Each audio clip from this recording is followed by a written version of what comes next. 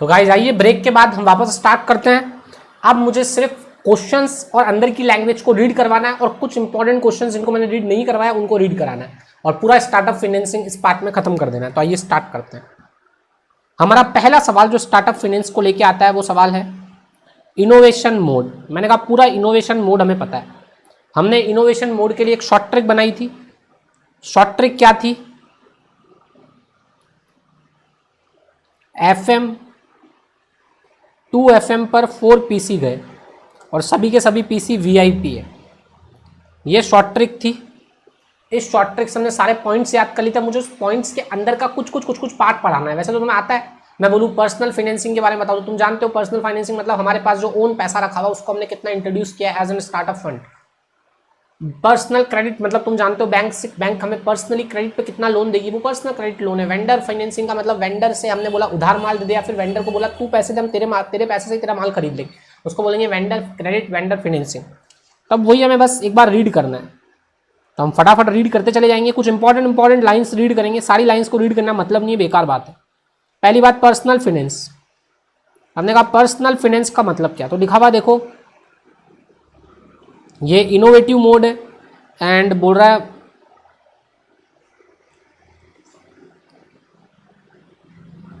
ये बोल रहा है कि this important because most of the investors will not put money into a deal if they see that you have not contribute any money from his personal source. बोल रहा है कोई भी इन्वेस्टर आप में पैसा लगाने के लिए तैयार नहीं होगा अगर आप अपने घर से कोई पैसा नहीं लगा रहे हो। उसको ये तो पता होना चाहिए कि आपको आपके प्रोजेक्ट पे बिलीव है। तो पर्सनल फाइनेंसिंग आपको आपके प्रोजेक्ट पे बिलीव करवाती है कि आप पैसा लगा रहे हो या नहीं लगा रहे हो, क्योंकि अगर आप उस प्रोजेक्ट में पैसा नहीं लगा रहे हो तो दूसरे से उम्मीद नहीं रख सकते हो। तो इसलिए आपका पैसा लगाना कितना ज़्यादा ज़रूरी है, इसलिए पर्सनल फाइनेंसिंग पिक्चर में आया है कि हमारे घर पर जितना पैसा हम पहले उसको तो लगाएं, तभी तो हम बाहर वालों से मांगेंगे और वो बाहर वाले पूछेंगे तुमने घर से पैसा ला के लगाया, हम बोलेंगे नहीं लगाया, तो बोलेंगे हम क्यों लगाया भाई तुम्हारे बिजनेस में। तो ये हमें पर्सनल फाइनेंस में लिखना है। बस ये एक line more important sufficient. Exam देखो बेटा 3 घंटे का, 9 पॉइंट लिखने, 9 पॉइंट के अंदर हर एक पॉइंट में एक लाइन लिखनी, only 1 single line, not 2 3 4 lines. पागल हो गया? 2 3 4 लाइन्स याद भी कर लोगे मैं लिख नहीं पाओगे, टाइम नहीं होता इतनी। प्रैक्टिकल सवाल ये 9 पॉइंट, इनके अंदर 9 लाइन, बस मैक्स टू मैक्स 9 लाइन, और वो भी simple short and sweet lines. इसके बाद बोला पर्सनल क्रेडिट, तो बैंक हमें लोन देगी। पर्सनल क्रेडिट का मतलब ये देखो लिखा हुआ, देखो bank grant a personal credit line, it's provide the facility only when the business has enough cash flow repay in the line of the credit. समझ रहे हो ना? अगर आपके बिजनेस से सच में ऐसा लगता है कि line of the cash flow मिलने वाला है तो 1 qualify personal credit on the basis of personal credit efforts. आपके पर्सनल क्रेडिट एफर्ट्स पे डिपेंड करता है कि आपकी पर्सनल क्रेडिट पहले कितनी थी, उस क्रेडिट पे आपको लोन दे सकता है। मतलब वो आपकी सैलरी वगैरह पे लोन है, ये एक तरह से बिजनेस पे लोन नहीं है। आपने पास्ट में जो इवेंट किए हुए उसके बेसिस पे आपको कितना लोन दे सकता है, आपने टैक्स रिटर्न कितने भरे उसके बिहाफ पे जो लोन देते हैं उसको बोलते हैं पर्सनल क्रेडिट लाइन। फिर होता है फैमिली एंड फ्रेंड्स, ये तो बहुत नॉर्मल है, कोई भी लिख सकता है, इसको पढ़ाने की जरूरत नहीं। पीयर टू पीयर लैंडिंग पढ़ा सकते हैं। ये बोल रहा है in this process group of people come together and lend the money to each other. Peer to peer lending बोलता है पीयर टू पीयर लैंडिंग जो होता है, there are lending has been there for a many year. Many small जो होते हैं वो लोग इनमें पैसा लगाते हैं ग्रुप्स में, और बोलता है सिमिलर फेथ होता है सभी को एक दूसरे पे, और ये स्टार्टअप को इनिशिएट करने के लिए लगाए हुए पैसे होते हैं। तो बहुत नॉर्मल सी बात है। पीयर टू पीयर का मतलब तुम्हें वो एक बंदे को फाइनेंस करने के लिए किसी वेबसाइट सोशल मीडिया प्लेटफॉर्म के थ्रू एक दूसरे से जुड़ते हैं। ये सोशल मीडिया प्लेटफॉर्म वेबसाइट होता है, इनकी एक वेबसाइट होती है पीयर टू पीयर फंडिंग की, वहाँ से जाके हम अपने आप को रजिस्टर कर सकते हैं, सामने वाला अपने आप को रजिस्टर कर सकता है और हम फंड जुटा सकते हैं।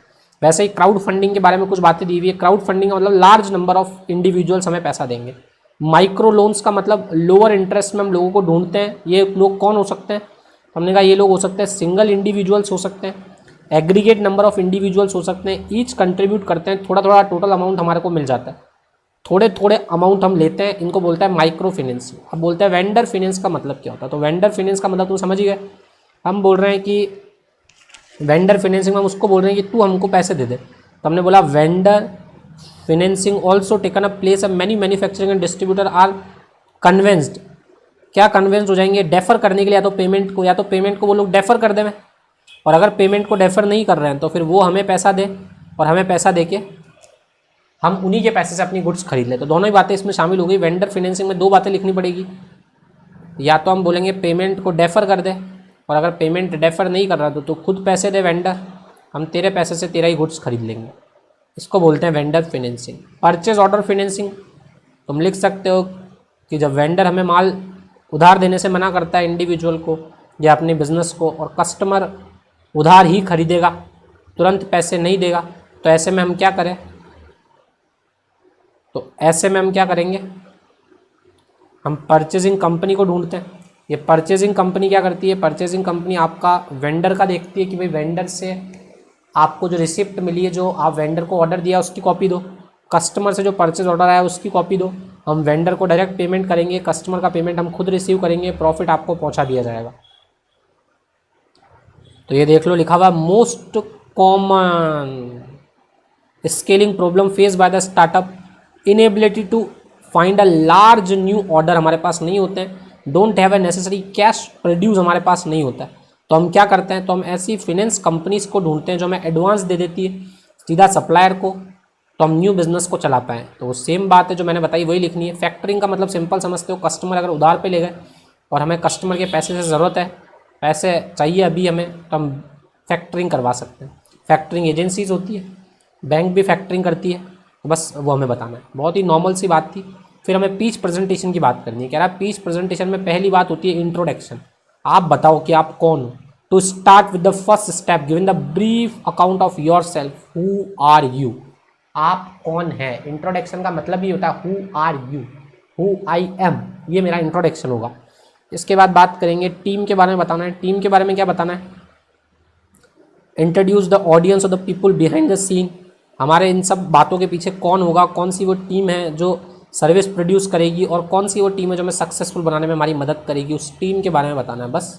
तो नॉर्मली तुम लिख सकते हो, कोई बहुत हार्ड पॉइंट नहीं है। प्रॉब्लम का मतलब देखो, इसमें एक एग्जांपल दिया हुआ प्रॉब्लम के लिए। क्या प्रॉब्लम के लिए एग्जांपल दिया हुआ, फेसबुक का। इन्होंने बोला जब फेसबुक लॉन्च हुई थी 2004 में, it added some new feature which given it a more professional,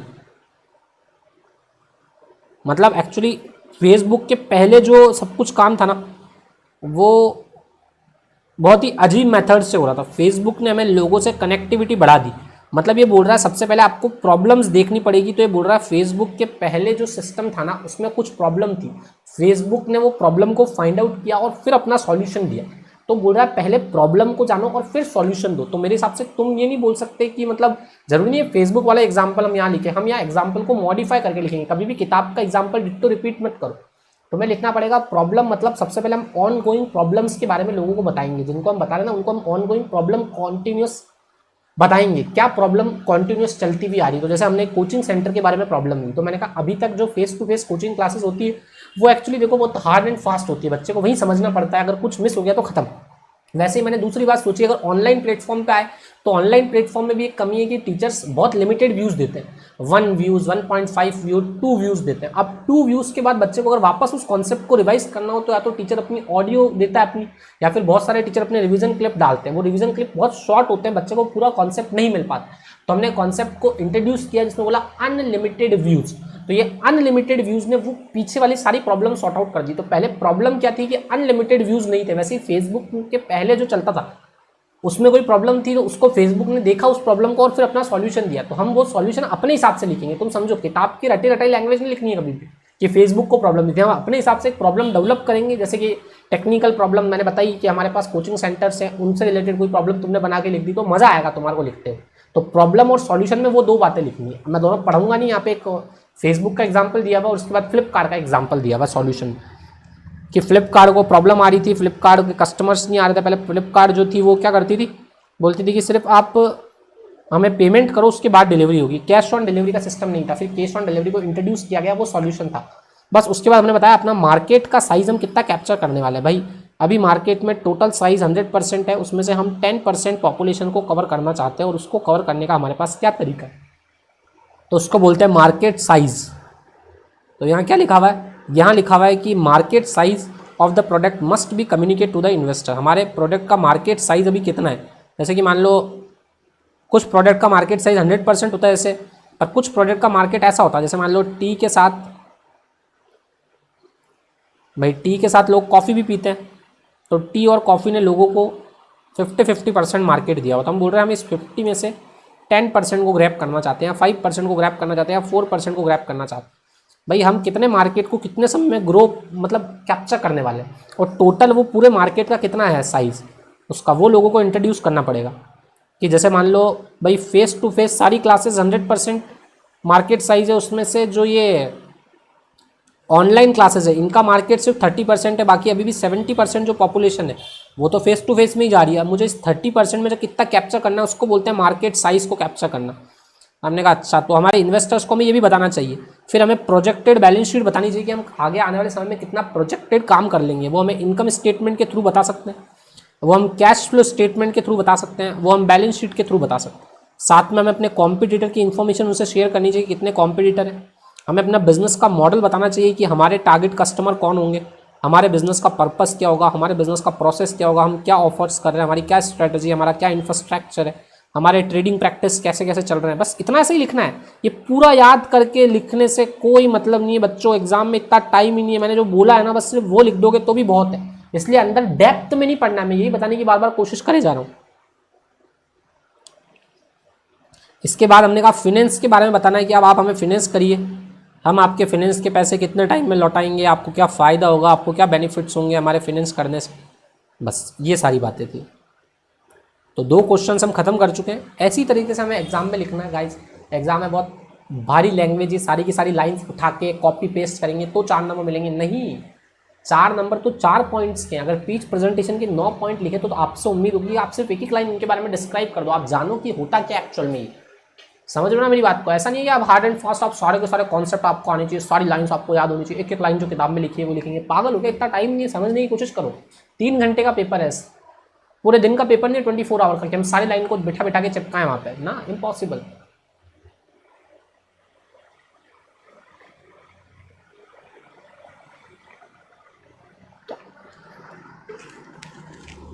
अगले क्वेश्चन की तरफ चलते हैं। इसका नाम है mode of financing. Mode of financing. अब ये मोड को थोड़ा ढंग से पढ़ते हैं, इसके बारे में हमने डिटेल डिस्कशन नहीं किया था। उन ऊपर वाले 2 क्वेश्चंस पर हमने पहले भी डिटेल डिस्कशन कर लिया था, तो हमने फटाफट रिपीट करवा दिया। बट अब मुझे मोड ऑफ फाइनेंसिंग के बारे में अच्छी बात करनी है। मैंने बोला बूट स्ट्रिपिंग, मतलब लोगों से पैसा मत लो। अगर आप लोगों से पैसा लोगे ना तो आप कभी भी बिजनेस में आलतू फालतू खर्चे करोगे। आप खुद पैसा बनाओ और फिर अपने बिजनेस में लगाओ, ताकि आलतू फालतू खर्चे होने से बचें। अगर आज आपको किसी ने फाइनेंस कर दिया, मान लो आज आप किसी के पास गए और किसी ने आपको 1 करोड़ दे दिया मान लो, तो आप उस 1 करोड़ से फिक्स एसेट्स का पूरा पेमेंट करोगे, वेंडर को पूरा पेमेंट करोगे। कस्टमर अगर पैसे नहीं भी देंगे तो आप इसी 1 करोड़ में से खर्चा करोगे, एडवर्टाइजमेंट करोगे, और पता नहीं क्या क्या करने वाले हो। मत लो लोगों से यार, खुद बनाओ, ताकि पैसा भी कम वेस्ट होगा और लोगों की उधारी भी नहीं होगी। हमने कहा खुद कैसे बनाए?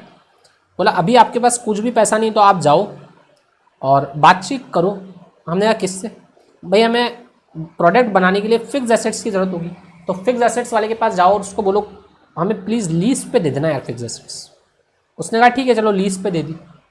अब तुम्हें स्टॉक की ज़रूरत पड़ेगी तो माल बनाओगे, तो स्टॉक वाले के पास जाओ और उसको बोलो हमें ट्रेड क्रेडिट कर देना यार, हमें हमारे ट्रेड को क्रेडिट कर दे। वो बोलेगा नहीं मैं ट्रेड को क्रेडिट नहीं करूँगा। बोलेंगे 50% कर दे, 40% कर ले, 30 एडवांस ले ले, विश्वास रख, मार्केट में इतने सालों से तू बैठा हुआ है, हम भी मार्केट में शुरू कर रहे हैं, हम लंबे समय के लिए रहना चाहते हैं, प्लीज़ समझ हमारी भावनाओं को। दोस्तों तुम्हारी भावनाओं को समझ जाए तो स्टॉक को भी ट्रेड क्रेडिट कराओ।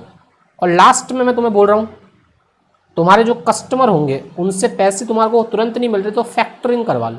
टोटली 3 तरीके से हम बूट स्ट्रिपिंग कर सकते हैं। बूट स्ट्रिपिंग बोलता है कभी भी आप आलतू फालतू खर्चे मत करो, नॉर्मली अपने बिजनेस से कमाओ और फिर उसमें लगाओ तो मज़ा आएगा।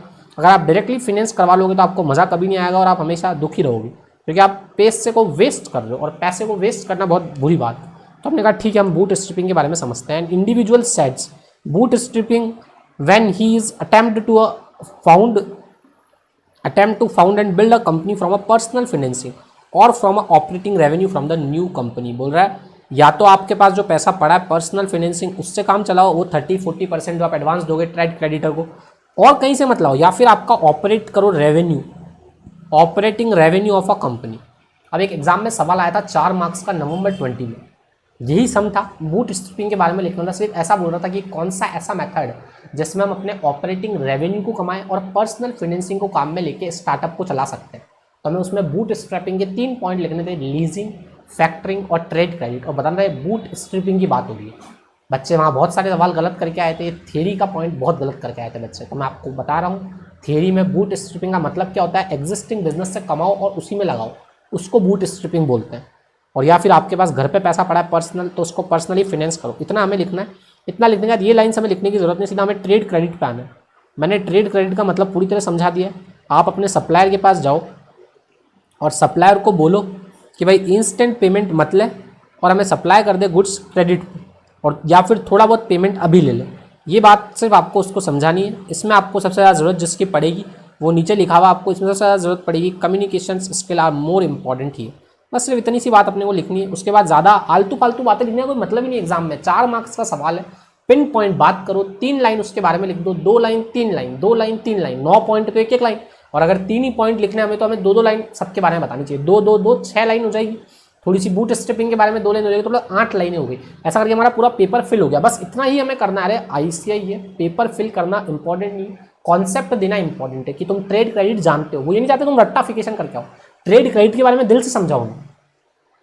जी सर समझ गए। इसके बाद हमें बात करनी है फैक्टरिंग की। फैक्टरिंग तुम जानते हो, कस्टमर से पैसा अभी नहीं मिलने वाला है, बिकॉज अगर बिजनेस में बैठा रहना तो ट्रेड करनी ही पड़ेगी, ट्रेड पे बिजनेस चलाना ही पड़ेगा। और ट्रेड पे अगर बिजनेस चलाएंगे तो फिर हमें कस्टमर के पैसे की फैक्टरिंग करवाना ज़रूरी होगा। बस इतना सा बताना है।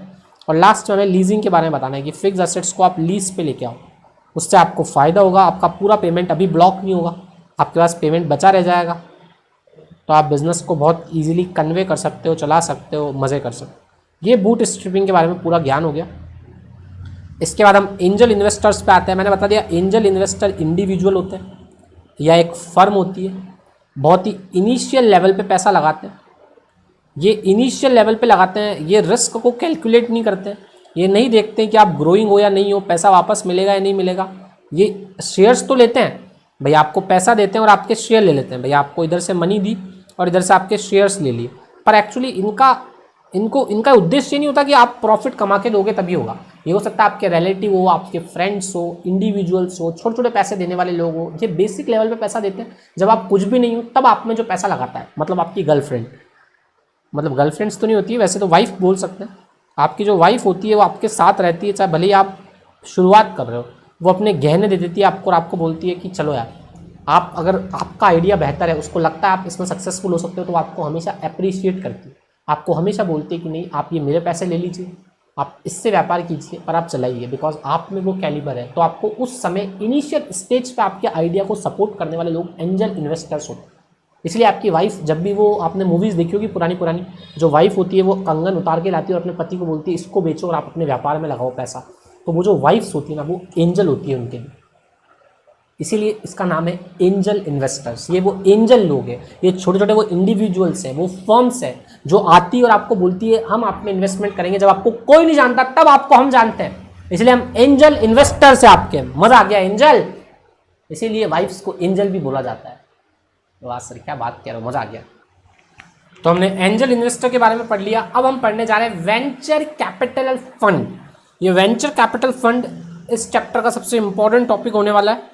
मतलब चैप्टर में अगर 2 क्वेश्चंस आते हैं तो एक थोड़े ऊपर वाले में से आते हैं और एक सवाल जो आता है वो वेंचर कैपिटल में फिक्स होता है हमेशा। वेंचर कैपिटल के लिए मैंने तुम्हें बता दिया, एंजल इन्वेस्टर एक सीड लेवल पे, इनिशियल लेवल पे पैसे देते हैं। जब हम सीड को ग्रो कर रहे होते हैं तब पैसे देते हैं। ये ग्रोइंग इंडस्ट्री में पैसे देते हैं, जरूरी नहीं है हर बार ग्रोइंग में दे, कभी कभी ये सीड लेवल पे भी दे देते हैं। बट एक्चुअली ये होते कौन है, जैसे मान लो ये क्या होते हैं, ये वेंचर कैपिटलिस्ट है, लोग इसमें पैसा लगाते हैं और ये फिर किसी स्टार्टअप में पैसा लगाता है। ये स्टार्टअप है जैसे मान लो, तो ये वेंचर कैपिटल और ये स्टार्टअप, ये फिर स्टार्टअप में पैसा लगाता है। तो छोटे छोटे लोग इसमें पैसा लगाते हैं और ये फिर बड़े लेवल पे पैसा लगाता है किसी स्टार्टअप में। पर ये सिर्फ उन्हीं स्टार्टअप में पैसा लगाता है जो 4 क्वालिटी को फुलफिल करता है। कौन कौन सी वो चारों क्वालिटीज़ है मैंने तुम्हें बता दिया। चारों क्वालिटीज़ एक बार वापस रीड कर देता हूँ तुम्हारे सामने। बस यही हमें वेंचर कैपिटल आते यही शब्द लिखने कि ये ग्रोइंग कंपनीज, कोई ग्रोइंग कंपनीज ग्रोइंग इंडस्ट्री में लगाता है। ये इक्विटी शेयर्स के रूप में पैसा लगाते हैं। ये न्यू प्रोडक्ट और सर्विस डेवलप कैसे होंगे उनको सिखाते हैं और साथ में एक्टिव पार्टिसिपेट करते हैं। टोटल 4 बातें होंगी। ग्रोइंग इंडस्ट्री में पैसा लगा, सभी बोलो मेरे साथ, ग्रोइंग इंडस्ट्री में पैसा लगाता है। दूसरा, ये नए प्रोडक्ट और सर्विस को डेवलप कैसे करना है वो बताता है। साथ में इक्विटी पार्टिसिपेट होते हैं और लास्ट में एक्टिव पार्टिसिपेट लेते हैं बिजनेस में। तो growing industry, active participate in business, equity की तरह पैसा लगाते हैं और ये न्यू प्रोडक्ट और सर्विस के डेवलपमेंट के बारे में हमें सिखाते हैं। ये टोटल इनकी क्वालिटीज़ होती है। इसके बाद हमें क्या पढ़ना है इसके अंदर, इसके बाद हमें वेंचर कैपिटल के बारे में पढ़ना है। वेंचर कैपिटलिस्ट की कुछ कैरेक्टरिस्टिक्स होती है इस तरह के फंड की, मैंने बता दिया कैरेक्टरिस्टिक्स याद करने का तरीका। LHC, lack of liquidity, long term origin, high risk, और C for LHE, sorry C क्या, LHE, इलायची, E फॉर इक्विटी पार्टिसिपेट, तो LHE, L for lack of liquidity, lack of long time origin, E for equity participate और H for high risk. इसके बाद मैंने कहा इनके एडवांटेजेस जो होंगे वो ऊपर वाली बातों से मिला के होंगे। ऊपर वाली बातें कौन सी, अभी तक हमने पढ़ा कि ये ग्रोइंग इंडस्ट्री में पैसा लगाते हैं, उसके अलावा ये इक्विटी पार्टिसिपेट की तरह पैसा लगाते हैं, ये डेवलपमेंट ऑफ न्यू प्रोडक्ट के बारे में हमें ध्यान देते हैं और एक्टिव पार्टिसिपेट करते हैं बिजनेस में। साथ ही हमने पढ़ा LHE, देखो वही पॉइंट्स यहाँ दिए हुए एडवांटेज में। पहला दिया हुआ है लॉन्ग टर्म के लिए पैसा लगाते हैं, दूसरा दिया हुआ है कि इनकी रिस्क और रिवॉर्ड जो होती है वो साथ में शेयर करते हैं ये लोग हमारे साथ, साथ में इनके नेटवर्क्स होते हैं, इसीलिए हमारे बिजनेस में डेवलपमेंट का तरीका बताते हैं, हमें न्यू कस्टमर्स अरेंज करवा देते हैं, और उसके अलावा हमारे बिजनेस में एक्टिव पार्टिसिपेट करते हैं। तो वही सारी बातें का मिश्रण है ये सब। तो ये हमें एडवांटेजेस याद नहीं करने हैं। अगर हमें कैरेक्टरिस्टिक्स याद है, हमें इसकी क्वालिटी याद है 4, तो हम इस एडवांटेज में वो सब भर देंगे और एडवांटेज ऑटोमेटिक निकल जाता है। क्या एडवांटेज पे सवाल आ सकता है, सवाल किसी पे भी आ सकता है, पर मुझे लगता है एडवांटेज पे नहीं आएगा, इसके नीचे वाले सवाल आने की प्रोबेबिलिटी थोड़ी ज़्यादा है, या कैरेक्टरिस्टिक्स डायरेक्ट पूछने की ज़्यादा चांसेस है। ये बोल रहा है बताओ वेंचर कैपिटल कौन कौन से स्टेजेस पे पैसा देते हैं हम, तो कुछ स्टेजेस दिए हुए। ये सवाल जुलाई 21 में आया, 80% स्टूडेंट्स के गलत था सवाल, 80% बच्चों के। अभी जो रीसेंट पेपर देके आया ना उनकी बात बता रहा हूँ, उनमें 80% बच्चों के सवाल गलत था। जिन बच्चों का मैंने एनालिसिस किया, अगर मैंने 100 बच्चों से पूछा तो 100 में से 80 बच्चे इसका आंसर सही नहीं लिख पाए। सिर्फ 20 बच्चे थे जो इसका आंसर सही लिख पाए, जो याद करके गए थे, जो थ्योरी में अपने आप को चैंपियन समझते हैं। ये सवाल एग्जाम में आ चुका है। 4 मार्क्स में ये था, 4 मार्क्स में पीच प्रेजेंटेशन था। ये सवाल थे 2021 जुलाई पेपर के। तो नवंबर में इस चैप्टर में से ये 2 सवाल तो नहीं आएंगे, इनके अलावा कोई आस्ता होता है ये भी 2 आ जाए। मुझे लगता है बूट स्ट्रिपिंग वापस आने की चांसेस है, जो नवंबर 20 में रिपीट हुआ था। तो वो नवंबर 20 का सम जो पूछा था थ्योरी में, वही वापस पूछने की मुझे लगता है 20 से 30% प्रोबेबिलिटी। साथ में हो सकता है crowd funding, peer to peer review पे पूछ ले, sorry peer to peer funding पे पूछ ले, परचेज क्रेडिट पे पूछ ले, वेंडर क्रेडिट पे पूछ ले, मतलब उनमें से कुछ आ सकता है इनोवेटिव तरीकों में से। ये तो सवाल आ चुका है। स्टेजेस 2, स्टेजेस क्या क्या हम बता देते हैं फिर भी। देखिए पहला है सीड मनी। सीड मनी मतलब बिजनेस स्टार्टिंग के टाइम पैसा दे सकते हैं। जस्ट जब आप आइडिया सोच रहे हो, अभी तक आपका आइडिया आपने प्रूफ नहीं किया, समझ रहे हो, जब आप आइडिया को प्रूफ कर रहे हो कि मेरा आइडिया प्रूव कर रहा हूँ कि आइडिया वाकई बहुत सुपर्ब आइडिया, मैं इसको प्रूव करने की कोशिश कर रहा हूँ, तो मैं प्रूविंग स्टेज में हूँ, तो उसको बोलते हैं सीड मनी। उस समय आपको जो मनी की जरूरत पड़ती है तब भी वेंचर कैपिटलिस्ट पैसा दे सकते हैं, पर तब बहुत कम देते हैं। हमेशा ये एंजल इन्वेस्टर ही उस समय पैसा देते हैं, वेंचर कैपिटल उस समय पैसा नहीं देते, पर फिर भी वेंचर कैपिटल दे सकते हैं, बिकॉज ये स्टेजेस है कि वेंचर कैपिटल इस टाइम पे पैसा दे सकते हैं। तो पहला हो गया सीड मनी। सीड मनी का मतलब हो गया प्रूव अ न्यू आइडिया, जब हम न्यू आइडिया को प्रूव करने की कोशिश कर रहे होते हैं तब। दूसरा होता है स्टार्टअप, फिर आता है first round, second round, third round और फोर्थ राउंड। टोटल 4 तो राउंड है, ये देख लो 4 राउंड हो गए। फोर्थ राउंड तक 4 राउंड है और 2 है, एक सीड मनी है और एक स्टार्टअप है। वापस देख लो कितने पॉइंट है। Seed money, startup, 1 2 3 4 round. मतलब हमको ये लिखना है seed, startup, first, second, third और फोर्थ। मतलब टोटल पॉइंट हो गए 1 2 3 4 5 6। टोटल 6 बार ये हमें इन्वेस्टमेंट कर सकते हैं 6 तरीकों से। पहला हो सकता है सीड लेवल। सीड लेवल मतलब हमने जब आइडिया को प्रूफ कर रहे हैं, जब हम अपने आइडिया को सोच रहे हैं, आइडिया को प्रूव करने की कोशिश कर रहे हैं। स्टार्टअप का मतलब होता है हम जस्ट अभी अपने प्रोडक्ट को डेवलपमेंट और मार्केटिंग के बारे में सोच रहे हैं, अर्ली स्टेज बोलता हूँ उसको। स्टार्टअप का मतलब होता है एकदम अर्ली स्टेज। उसके बाद आता है फर्स्ट राउंड। फर्स्ट राउंड में अपनी मैन्युफैक्चरिंग करना स्टार्ट कर देते हैं। सेकेंड राउंड में हमें वर्किंग कैपिटल की जरूरत पड़ती है। थर्ड राउंड में हम एक्सपांशन करते हैं। समझने की कोशिश करो, फर्स्ट में तो आइडिया को प्रूव करो। मेरे दिमाग में आइडिया है जो बदल दे आपकी दुनिया, तो वो आइडिया आया और उस आइडिया को प्रूव करने की कोशिश कर रहा हूँ, तभी मुझे फंड दे दिया कि हाँ चलो प्रूव के लिए हम आपको रिसोर्सेज देते हैं, पैसा देते हैं, आप प्रूव करो दुनिया के सामने इस आइडिया को। स्टार्टअप का मतलब मैंने अभी सिर्फ प्रोडक्ट को डेवलपमेंट के बारे में सोचा और थोड़ी मार्केटिंग बना रहा हूँ कि पहले हम मार्केटिंग बनाएंगे। फर्स्ट राउंड मतलब मैंने मैन्युफैक्चरिंग स्टार्ट कर दी है। सेकेंड राउंड का मतलब मुझे वर्किंग कैपिटल की जरूरत पड़ रही है। थर्ड राउंड में मैं एक्सपांशन करना चाह रहा हूँ। और फोर्थ राउंड में मैं क्या करना चाह रहा हूँ, ये देखो, गोइंग पब्लिक प्रोसेस, मतलब अब मैं पब्लिक इशू लेके आना चाह रहा हूँ। फोर्थ पॉइंट को बोलेंगे पब्लिक इशू। मुझे पब्लिक इशू लेके आना है, मतलब समझ रहे होगा टोटल 4 स्टेजेस क्या क्या हो गई। मैंने कहा पहला तो तुम्हें आइडिया को प्रूव करना है, दूसरा तुमने मार्केटिंग और प्रोडक्ट डेवलपमेंट के बारे में सोचा, उसको बोलेंगे स्टार्टअप। फिर मैंने कहा फर्स्ट राउंड का मतलब क्या होता है, बोला फर्स्ट राउंड का मतलब होता है आपने प्रोडक्ट को मैन्युफैक्चरिंग कर दिया। सेकेंड राउंड में वर्किंग कैपिटल, थर्ड राउंड में एक्सपांशन और फोर्थ राउंड में पब्लिक इशू लेके आना चाहते हैं। ये टोटल 4 राउंड को याद करने की शॉर्ट ट्रिक है कि चारों राउंड में हमें क्या क्या लिखना है। पहले राउंड में मैन्युफैक्चरिंग, दूसरे राउंड में वर्किंग कैपिटल, तीसरे में एक्सपांशन और फोर्थ में पब्लिक इशू। अब इसको हम याद कैसे करेंगे सर, इसको याद करने की टेक्निक होगी,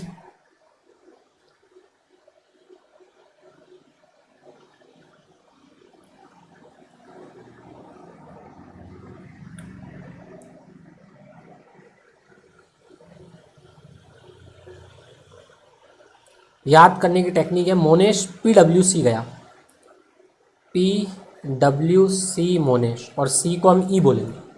ये मेरी शॉर्ट ट्रिक है, गंदी है तो गंदी सही, अच्छी है तो अच्छी से। फर्स्ट स्टेज पे मैन्युफैक्चरिंग, सेकंड स्टेज पे वर्किंग कैपिटल, थर्ड स्टेज पे एक्सपांशन और फोर्थ स्टेज पे पब्लिक इशू। इस तरह से तुम्हें याद रह सकता है, वरना चाहो तो डायरेक्टली याद रख सकते हो। एम पहला स्टेज मैन्युफैक्चरिंग, दूसरे स्टेज पे क्या करोगे वर्किंग कैपिटल, तीसरे स्टेज पे एक्सपांशन, मतलब MWEP WEP MWEP MWEP MWEP MWEP MWEP। तो चारों स्टेजेस में क्या क्या आएगा वो तुम्हें पता पड़ जाएगा। सीड में क्या आएगा तुम्हें पता ही है। और स्टार्टअप का मतलब होता है प्रोडक्ट को डेवलपमेंट के बारे में सोचना, प्रोडक्ट का और प्रोडक्ट का मैन्युफैक्चरिंग करना, सॉरी मैन्युफैक्चरिंग या प्रोडक्ट का डेवलपमेंट और मार्केटिंग। तो ये टोटल पॉइंट्स हमने याद कर लिए। इसके बाद हमने कहा ये वेंचर कैपिटल का प्रोसेस हो गया। अब का वेंचर कैपिटल में इन्वेस्टमेंट के पहले हमें वेंचर कैपिटल का इन्वेस्टमेंट का प्रोसेस जानना होगा। मैंने कहा प्रोसेस को याद करने की टेक्निक तो हमने दे दी थी कि डी से 3 पॉइंट है। मैंने कहा था DSP जो थे, मैंने कहा था 3 DSP को हमने एग्जिट करवा दिया। मतलब डील और मतलब सबसे पहले हम डील ओरिजिनेटर से मिलेंगे जो डील को ऑर्गेनाइज करवाएगा, डील ऑर्गेनाइज करवाने वाले। डील ऑर्गेनाइज कर मतलब हम बड़े लोगों से डायरेक्ट जाके नहीं मिल सकते वेंचर कैपिटलिस्ट से, पहले हम उनके इंटरमीडिएटरी लोगों से मिलेंगे। वो चार्टर्ड अकाउंटेंट्स हो सकते हैं, उनको जाकर हम अपना आइडिया सुनाएंगे। तो वो होते हैं डील ओरिजिनेटर या डील ऑर्गेनाइजर। तो ये डील ऑर्गेनाइजर है। इसके बाद हमने कहा सेकेंड लेवल पे आता है स्क्रीनिंग। सेकेंड लेवल पे क्या होती है स्क्रीनिंग, मतलब वही चार्टर्ड अकाउंटेंट आपके प्रोजेक्ट को देखते हैं और देखते हैं क्या वो स्क्रीनिंग करते हैं उनकी कि सच में वो प्रोजेक्ट वायबल है या नहीं है।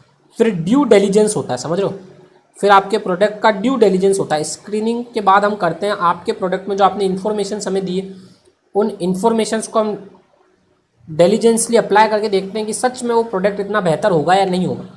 फोर्थ लेवल पे अब हम वेंचर कैपिटलिस्ट के संपर्क में आ चुके हैं। वो डील का स्ट्रक्चर बना देते हैं कि हम पैसा लगाने के लिए तैयार हैं, पर इस टाइम पे पैसा लगाएंगे, सीड लेवल पे इतना लगाएंगे, ग्रोइंग लेवल पे इतना लगाएंगे।